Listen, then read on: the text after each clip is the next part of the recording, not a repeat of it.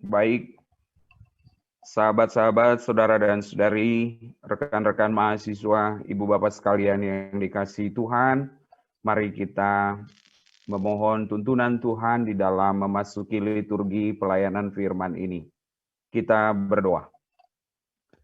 Kepadamu, ya Allah, kami mengucap puji dan syukur kami yang telah menghimpun kami di dalam persekutuan kami secara virtual pada malam hari ini. Berkenanlah Engkau, ya Bapa, hadir di dalam persekutuan kami. Jumpailah kami di masing-masing tempat kami. Biarlah hadirat-Mu menjadi sukacita dan kebahagiaan terbesar kami. Dan tolonglah kiranya kami supaya sebelum kami membuka firman ini, hati dan pikiran kami telah terlebih dahulu terbuka, sehingga dengan Roh-Mu yang kudus, firman ini akan leluasa bekerja, membaharui kehidupan kami bersama. Dalam Yesus kami memohon. Amin.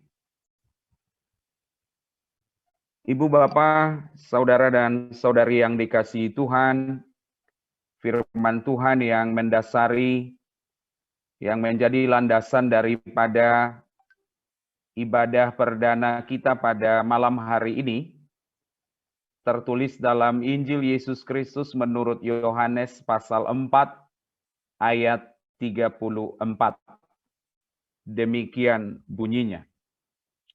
Kata Yesus kepada mereka, makananku ialah melakukan kehendak Dia yang mengutus aku dan menyelesaikan pekerjaannya. Saya ulangi, makananku ialah melakukan kehendak Dia yang mengutus aku dan menyelesaikan pekerjaannya. Ketika ayat ini bicara makanan, pertama-tama yang kita hidupi, kita bayangkan lebih dari sekedar kebutuhan. Kalau kita bicara makanan dalam kehidupan sehari-hari kita, dia tidak hanya berupa kebutuhan, tetapi melampaui kebutuhan-kebutuhan itu. Karena apa yang kita makan, itu sangat berdampak pada apa yang kita hidupi. Penyakit bisa datang kalau kita salah makan. Kalau kita lapar, tidak dapat makanan, mungkin bukan hanya perut kita yang lagi butuh, tetapi pikiran pun berantakan, hati pun jadi nggak jelas. Makanya disebut, buhini namale, gitu kan? Wajahnya wajah orang yang lapar. Yang memberi kita sebuah kesan yang kuat bahwa bicara makanan dia melampaui kebutuhan. Maka orang Batak misalnya makanan itu sebagai dasar untuk melanjutkan upacara adat. Igijang ni si panganodo. Artinya wibawa daripada tugas yang mereka lakukan itu melampaui makanan hanya sebagai sekedar kebutuhan. Maka kalau disebut makananku ialah melakukan kehendak Bapakku dan menyelesaikan pekerjaan Bapakku, itu artinya bukan hanya kebutuhan, tetapi itu adalah lebih pada kehidupan itu sendiri. Makanan itu adalah kehidupan itu sendiri. Maka tanpa makanan, kita tidak bisa hidup. Maka makanan itu adalah sesuatu yang sangat vital. Tidak boleh tidak ada. Kalau disebut melakukan kehendak Bapa, menyelesaikan pekerjaannya, itu adalah makanan bagiku, artinya itu bukan hanya sekedar hobi. Kalau Anda misalnya nggak main bola, nggak apa-apa kan? Kalau Anda misalnya nggak ketemu kekasih kan nggak apa-apa. Anda misalnya nggak sempat ngerjain PR gitu, nggak apa-apa. Anda dapat nilai yang buruk misalnya, nggak apa-apa. Masih bisa diperbaiki. Tapi kalau Anda nggak punya makanan, Mungkin Anda hanya bisa bertahan beberapa hari lalu mati. Maka melakukan kehendak Bapa, menyelesaikan pekerjaan Bapa itu bukan sekedar hobi. Jadi kalau Anda bilang, saya Pak melayani di GKPI sekolah minggu, di Tomuan gitu. Kenapa? Hobi Pak, suka sama anak-anak. Nah, itu alasan yang rapuh.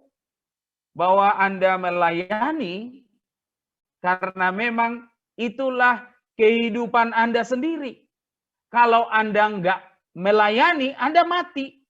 Kalau Anda nggak melakukan yang Tuhan kehendaki, Anda bisa nggak punya kehidupan itu sendiri. Maka bagi Anda melayani Tuhan bukan beban, tapi harusan. Sebagai sebuah bukan hanya kenikmatan, tetapi itulah kehidupan itu sendiri. Jadi kalau manusia nggak bisa hidup tanpa napas, ya sama, manusia nggak bisa hidup ketika tidak melakukan dan menyelesaikan apa yang Tuhan perintahkan. Kemudian ketika disebut makanan, bagiku makanan adalah melakukan kehendak Bapa dan menyelesaikan pekerjaannya, artinya sesuatu yang harus terus-menerus. Makanan itu nggak boleh berhenti, kalau 3 kali sehari ya harus 3 kali.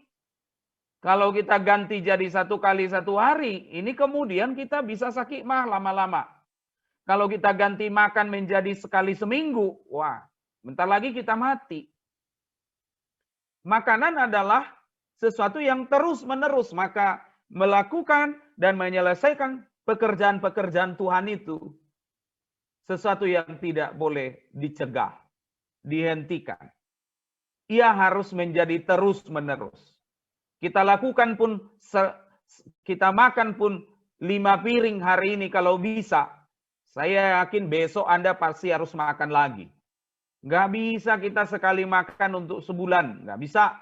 Itu harus menjadi yang terus-menerus dilakoni di dalam kehidupan. Maka disebut makananku adalah berarti dia sesuatu yang melampaui kehidupan, adalah lebih dari sekedar kebutuhan yang bukan beban. Jadi kalau Anda memahami makanan jadi beban, ya repotlah kita merayakan kehidupan. Makanan itu adalah kenikmatan, sesuatu yang memuaskan. Makanya bagi orang Batak, makanan itu sangat spesial. Datang kita ke rumah, misalnya ke rumah keluarga kita, makan dulu gitu. Ada hospitalitas yang kaya di dalam tradisi orang Batak tentang bagaimana menyenangkan, memuaskan hubungan dan membangun hubungan itu lewat sebuah makanan. Maka makanan harus memuaskan kita. Jangan pelayanan menjadi sesuatu yang harus mengganggu kita. Melakukan apa yang Tuhan kehendaki itu adalah menyenangkan. Jadi dibuat jadi menyenangkan. Kalau Anda menyadari bahwa sesuatu itu menyenangkan, Anda pasti mudah melakukan. Coba misalnya, kalau mengasihi kekasih itu menyenangkan enggak? Kira-kira marhaposan. Ada sini si marhaposan, si T. Bro, menyayangi kekasih bagimu menyenangkan enggak? Belum pernah ya? Belum tahu? Enggak, speakermu masih off bang. Belum, masih mute. Gimana? Oh, nggak bisa speakernya ya? Oke, coba. Jadi bisa? Menyenangkan, Pak. Menyenangkan. Sudah berapa kali? Jadi, maksudnya Pak? Sudah berapa banyak yang kau senangkan? Enggak terhitung, Pak. Enggak terhitung ya? Oke. Baik. Menyenangkan. Makanya mau jam berapapun di chat, Anda bangun kan? Ping katanya, buka itu. Mau hujan juga diterobos. Makanya yang keriting pun kelihatan akan rebonding gitu. yang gemuk akan kelihatan langsing. Seperti itu karena dilihat sebagai sesuatu yang menyenangkan. Makanya kalau mama nggak makan, ya paling dia nanya sekali, mama nggak makan. Udah 3 hari mama nggak laku makan. Ya udah gua habisin ya, katanya. Tapi kalau pacarnya itu, 5 kali di WA itu, sayang sudah makan tiang, katanya. Tiangnya dibilang, karena handphone sekarang kan memang terlampau smart. Siang kita tulis, tiang yang keluar. Gitu. Dia segitu-gitunya gitu. Karena bagi dia, kedekatan itu sesuatu yang menyenangkan. Hubungan itu sesuatu yang menyenangkan. Maka ketika kita pekerjaan yang kita lakukan untuk memuliakan Tuhan, harusnya itu dinikmati sebagai sesuatu yang menyenangkan. Makanya para martir itu, di dalam pintu kematian itu pun, mereka tetap bersukacita, tidak goyah. Karena mereka sungguh menikmati pengorbanan, pelayanan, pemberitaan Injil yang mereka lakukan. Jadi makanan lebih dari sekedar kebutuhan. Makanan adalah kehidupan itu sendiri. Maka mari kita lihat apa yang disebut makanan itu. Yang pertama, melakukan kehendaknya. Kalau kita melihat Yohanes 13 ayat 17, melakukan bukan hanya sekedar mengetahui. Jadi 4 tahun Anda di STT, 5 tahun di STT, Anda cukup tahu, oke, boleh. Tapi Anda jangan lupa, Anda harus melakukan. Mengetahui tidak sama dengan melakukan. Ada banyak orang tahu, tapi dia tidak berbuat. Maka selalu saya kasih contoh. Kenapa disebut harus melakukan? Karena yang paling mudah dicontoh oleh orang, yang diterima oleh orang-orang yang menerima perlakuan kita itu adalah apa yang kita lakukan, bukan apa yang kita ucapkan. Melakukan menjadi kunci. Perilaku lebih mudah ditiru ketimbang ucapan. Mari kita tes. Coba diaktifin nggak? Boleh nggak diaktifin sebentar? 1-2 menit aja kameranya semua. Boleh nggak? Oke, kita aktifin ya. Nah, ikuti nanti aba-aba saya. Ini udah biasa kita kasih contoh, tapi untuk memudahkan kita menangkap materi kita pada malam ini. Topik khotbah kita malam ini. Coba, kalau saya bilang, tadi udah basuh tangan kan? Nggak ada virusnya ya? Bersih ya? Oke. Kalau saya bilang sentuh ini, disentuh ya. Telinga, ayo telinga, sama-sama. Telinga. Oke. Rambut. Oke, leher. Dagu, ayo dagu.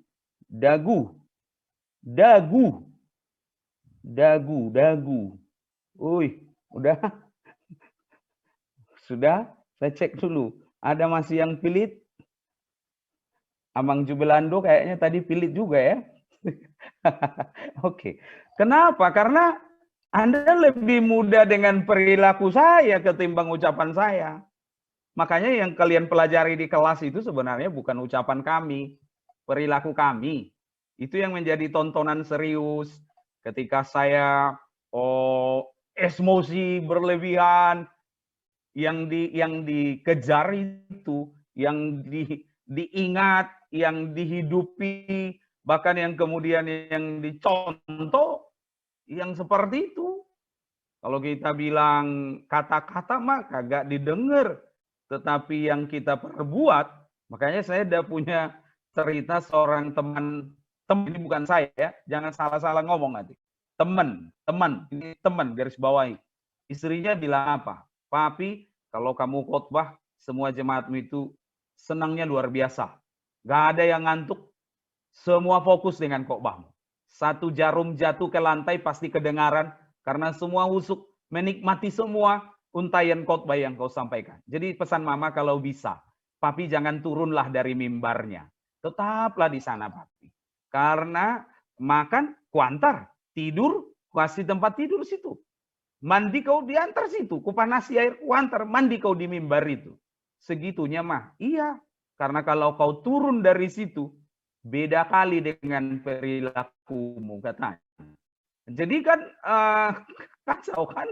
Ada banyak orang sangat piawai dalam mengetahui, tetapi dia tidak betul-betul dapat melakukan.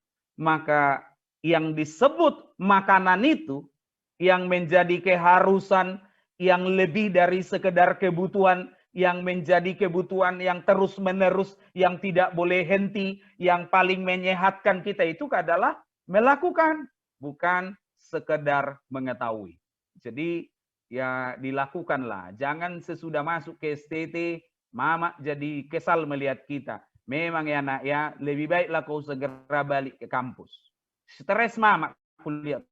Tengok situ, kau pulang-pulang kau ke rumah, suntuk mama kau bikin. Katanya, banyak orang tua yang WA kita, Amang kalau bisa nak kami ini segeralah ini masuk ke kampus. Sudah suntuk kami tengok-tengok sini, katanya. Ada lagi kawan, Bapak lebih baik kurasa kena corona daripada tiap hari bersama orang tua terus di rumah, katanya. Itu kan menandakan bahwa kita kurang mungkin bisa menjadi pelaku dari apa yang kita hidupi, apa yang kita pelajari, apa yang kita gumuli bersama di kampus. Jadi melakukan itu keharusan. Apa yang dilanjutkan? Kehendak Bapakku. Jadi bukan hanya melakukan, tetapi yang dilakukan itu bukan kehendakmu, kehendak Bapa. Oke, jadi Esther, Firdo, Juaro, Sela, Rumondang, semua, Yuni boleh, Markus boleh, Nela boleh, Anda boleh punya pacar, boleh punya teman, tapi ingat suatu saat, kehendakmu atau kehendak Tuhan, gitu kan? Harus kehendak Tuhan, jangan kehendak kita sendiri. Iya, kalau kehendak kita sendiri belum tentu itu kehendak Tuhan. Kehendak yang kita mau atau yang Tuhan mau. Jodoh itu oke, boleh, suka sama suka. Tapi jangan lupa loh, Tuhan pun harus suka.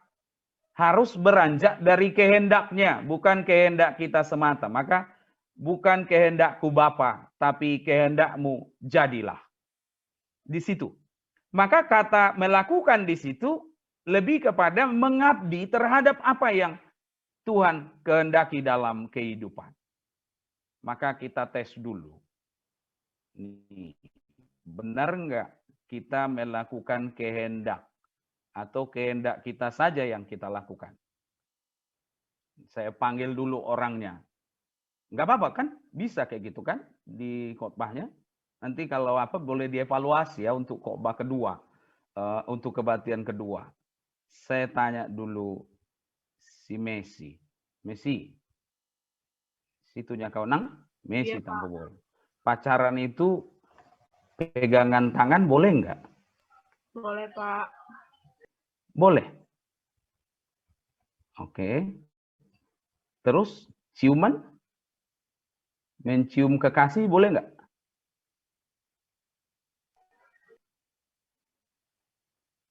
Halo, Messi, belum terlaho. Dia. Hah? Boleh, Pak. Boleh. Oh gitu ya. Kalau si Yohana SB, boleh nggak? Iya, Pak. Memegang tangan kekasih boleh nggak? Boleh, Pak. Dalam ajaran Kristen menciumnya boleh?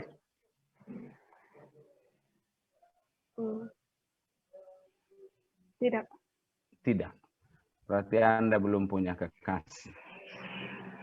Biasanya yang jomblo jawabnya langsung cepat itu. Oh tidak, gitu kan? Saya harus katakan, boleh, boleh, boleh. Tapi di depan mamanya sama bapaknya. Nah, jadi di depan bapak mamanya itu kau cium. Sorori tampeleng ulumi. Nah, kan kita terus berdebat, akan terus terjebak pada persoalan ini kehendak siapa. Kalau kita lihat formulasinya kan, jangankan memegang, jangankan mencium, memikirkan saja. Bila disertai dengan hawa nafsu, ya hitungannya menjadi sebuah pelanggaran. Nah, berarti jangan kehendak kita, harus kembali kepada kehendaknya sendiri. Itu yang kedua, setelah soal makanan. Yang ketiga, mari kita lihat. Dia lanjutkan kemudian melakukan kehendaknya dan menyelesaikan pekerjaannya. Saya kasih judul Yesus Sang Finisher. Sang penuntas. Berkali-kali Yesus dicobai. Termasuk soal makanan. Masih ingat ya, jadikanlah batu ini menjadi roti. Yesus kemudian tidak jatuh dengan godaan itu.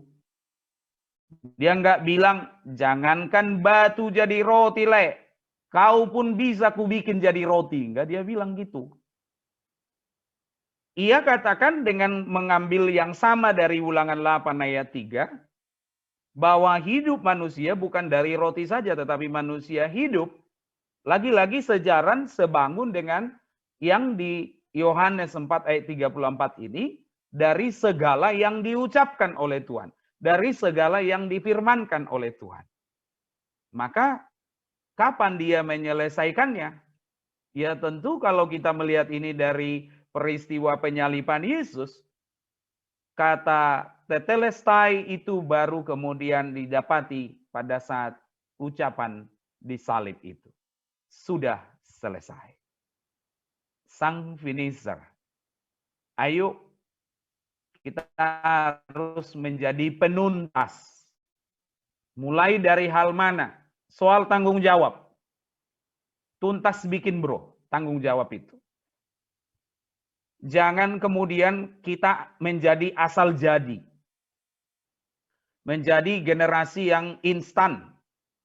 Yang penting selesai. Tidak. Ini harus benar-benar tuntas, baik, finish.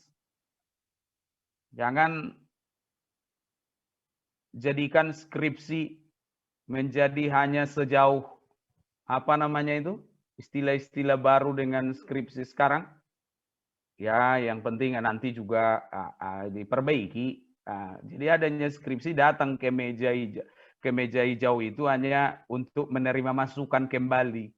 Sehingga 3/4 itu dirubah. Ada juga yang nggak tuntas dengan dirinya, yang nggak bisa selesai dengan diri sendiri, yang masih tetap terikat terpaut dengan habitusnya, kebiasaannya yang lama. Dan saya pikir Anda sudah cukup tahu persis. Mau sepintar apapun di kampus kita, bisa loh nggak tuntas. Bisa juga drop out. Mau sekaya apapun kita, sehebat apapun kita.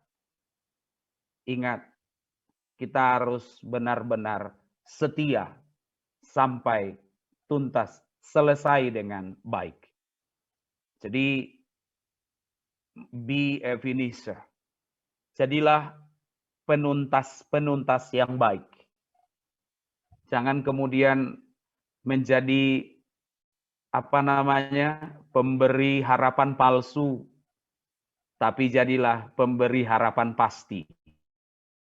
Oh, Anda benar-benar menuntaskan segala sesuatu itu dengan sebaik-baiknya. Dengan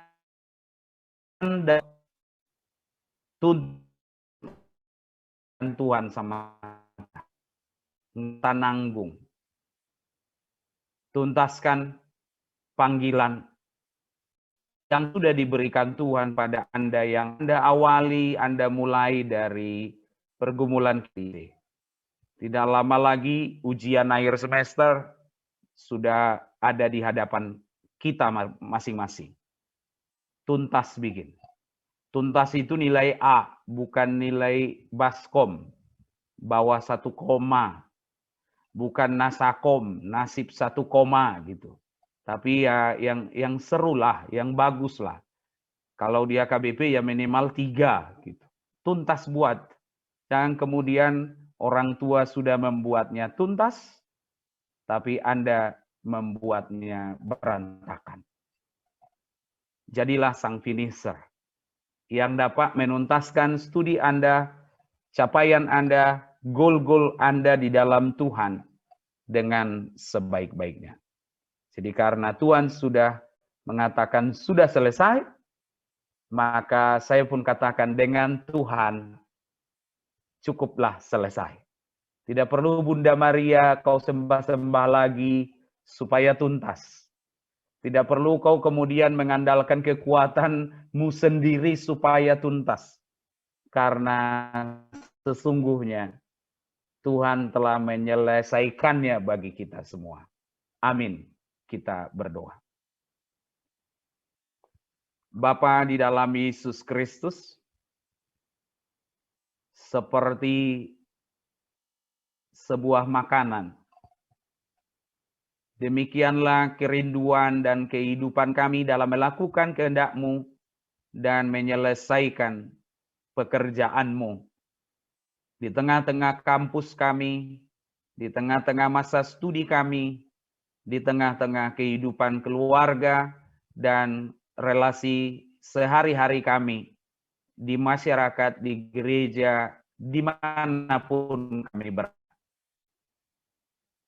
Sehingga kami tahu persis bahwa melakukan kehendak-Mu dan menyelesaikannya adalah sebuah keharusan yang harus vital, bukan menjadi beban, tetapi menjadi sebuah kenikmatan yang harus kami genapi dalam kehidupan kami sehari-hari. Ajarilah kami Tuhan tidak hanya pandai mengetahui, tetapi pandai melakukannya di dalam kehidupan sehari-hari kami. Pandai dalam mengenali isi hati dan kehendak-Mu sendiri, sehingga kami tahu apa yang Tuhan mau. Dan lebih dari itu Tuhan, Kau menuntun kami, mengingatkan kami bahwa seperti sebuah makanan itu, kami harus menyelesaikannya dengan tuntas. Dengan meneladan kepada Yesus Kristus Sang Juru Selamat kami, yang sudah menuntaskannya kepada kami. Demikianlah kami menjadi penuntas-penuntas yang baru, yang bertanggung jawab, yang berkomitmen, yang konsisten dan persisten di dalam kehidupan kami. Bahwa melakukan kehendak-Mu, mengerjakan pekerjaan-Mu adalah tanggung jawab kami yang harus kami tuntaskan dalam kehidupan kami. Bantulah kami Tuhan supaya kami tuntas dalam mengampuni, tuntas dalam berdamai, tuntas dalam menyelesaikan hambatan-hambatan pribadi kami, tuntas dalam menghalau kemalasan, kebodohan dari dalam pikiran dan kehidupan kami, tuntas dalam mempersiapkan diri, benar-benar menjadi pribadi yang siap dipakai, menjadi bagian dari gereja-Mu kelak. Tuntas dalam menghormati dan menghargai jerih lelah, jerih payah orang tua. Tuntas dalam kami membelajar bersama komunitas kami di kampus. Dalam hal kami menjadi mahasiswa. Demikian juga kami sebagai pegawai, termasuk kami sebagai dosen. Terima kasih Bapa. Biarlah Roh-Mu yang kudus, yang sesungguhnya dan satu-satunya yang mampu menolong dan mendorong kami untuk menghadirkan dan mengisi segenap kehidupan kami dengan makanan surgawi kami ini. Biarlah Tuhan, kiranya dengan pertolongan Roh-Mu yang kudus, kami menjadi siap, menjadi berkat, memuliakan nama-Mu, menjadi sarana-Mu di tengah-tengah kehidupan ini. Dalam Yesus kami memohon. Amin.